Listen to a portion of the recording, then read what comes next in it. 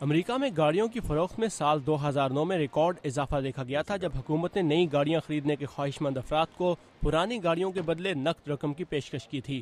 گاڑیوں کی مارکیٹ کے ماہر جارج ماگلیانو کہتے ہیں کہ اس سال فروری کے مہینے میں امریکہ میں گاڑیوں کی فروخت میں پھر سے 27% اضافہ دیکھا گیا ہے۔ ہم دیکھ رہے ہیں کہ کمپنیاں کم منافع، بہتر قیمت اور زیادہ فروخت کی پالیسی پر گامزن ہیں، اور لوگ اب عام گاڑیوں کے بجائے بہترین گاڑیاں خرید رہے ہیں۔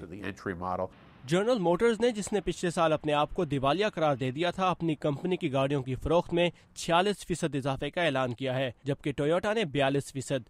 فورڈ نے، جو کہ امریکی برانڈ ہے اور جس نے پچھلے سال امریکی حکومت کی مدد لینے سے بھی انکار کر دیا تھا، 14%، اور کرائسلر نے 13% فروخت بڑھنے کا اعلان کیا ہے۔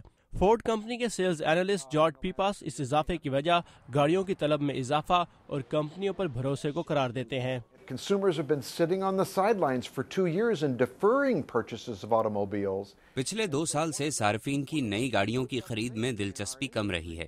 ایک چیز جو اس صنعت میں دیکھی جاتی ہے وہ یہ کہ عام طور پر گاڑیاں 10 سال تک چلتی ہیں، اور کسی نہ کسی وقت پر لوگ واپس نئی گاڑیوں کی طرف آتے ہیں، جو کہ ہم دیکھ رہے ہیں۔ And in fact, already we're starting to see those vehicles being traded for new cars and trucks. لیکن یہ عارضی بھی ہو سکتا ہے۔ سرمایہ کاروں کو ڈر ہے کہ لیبیا جیسے ملکوں کے حالات اور خام تیل کی بڑھتی ہوئی قیمتیں لوگوں کی نئی گاڑیوں کی خرید میں دلچسپی کو کم کر سکتی ہیں، لیکن جارج ماگلیانو اس سے اتفاق نہیں کرتے۔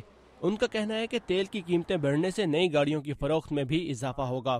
پیٹرول کی قیمتوں کے بڑھنے سے لوگ فیول ایفیشنٹ یا کم ایندھن استعمال کرنے والی گاڑیاں خریدیں گے، جیسے ہائبرڈ یا بجلی سے چلنے والی گاڑیاں۔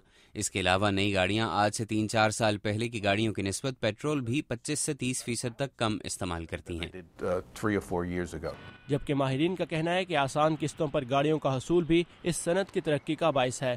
فروری کے مہینے کی فروخت کو دیکھتے ہوئے کہا جا سکتا ہے کہ امریکہ میں اس سال 1,30,00,000 نئی گاڑیوں کی خرید و فروخت ہوگی۔ مل آرسیگا کے ساتھ ثاقب الاسلام، اردو VOA۔